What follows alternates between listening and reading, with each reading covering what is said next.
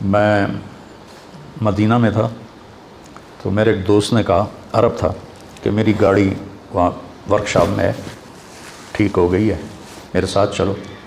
تو وہ گاڑی تم چلا لینا، میں یہ چلا کہ تم پھر واپس مولانا سعید خان صاحب کی رہائش گاہ پر ہم ٹھہرے ہوئے تھے۔ میں نے کہا مجھے یہ جو لیفٹ ہینڈ ہے یہ مجھے چلانی، میں نے کبھی چلائی نہیں، تو کوئی ٹکر نہ ہو جائے۔ کہا نہیں کوئی مسئلہ نہیں، لیفٹ رائٹ ایک ہی بات ہے۔ میں کہا ہاں چلو ٹھیک۔ تو آگے میں گیا تو وہ بلا ٹرک سا تھا، شیورلیٹ پرانے زمانے کے ماڈل، بڑی بلا۔ میں کہا کہ میرے متھے لاتا ہے۔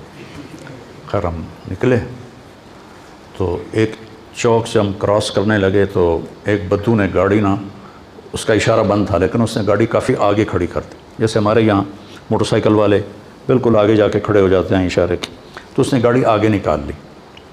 تو میں نے اس کو کراس کیا تو تھوڑی دیر کے بعد مجھے کھڑ کھڑ کی آواز آئی، تو مجھے سمجھ میں نہیں آیا کہ یہ کھڑ کھڑ کیا ہے۔ میں چلتا رہا، اتنی بلا گاڑی تھی پتہ ہی نہ چلے، کھڑ کھڑ کھڑ کھڑ کھڑ کھڑ۔ اتنے میں نے دیکھ گاڑی نے شاں کر کے مجھے پار کیا اور میرے آگے آ کے بریک لگا دی۔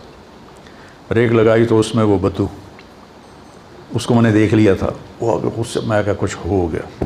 کیا ہوا تھا کہ میری گاڑی کا کونا اس کی گاڑی کے بمپر کو لگا۔ اس کی گاڑی تھی چھوٹی سی، میری گاڑی جہاز تھی، اس نے اس کو یوں کیا تو پورا بمپر اکھڑ کے میری گاڑی کے ساتھ لگ گیا اور وہ میرے ساتھ جا رہا تھا اور مجھے پتہ ہی کوئی نہیں۔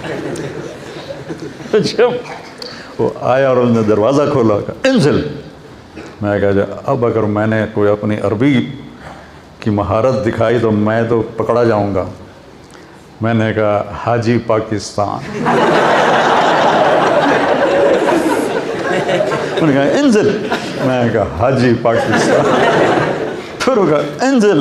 میں نے کہا حاجی پاکستان۔ تو وہ ہنسنے لگا، کہنے لگا روح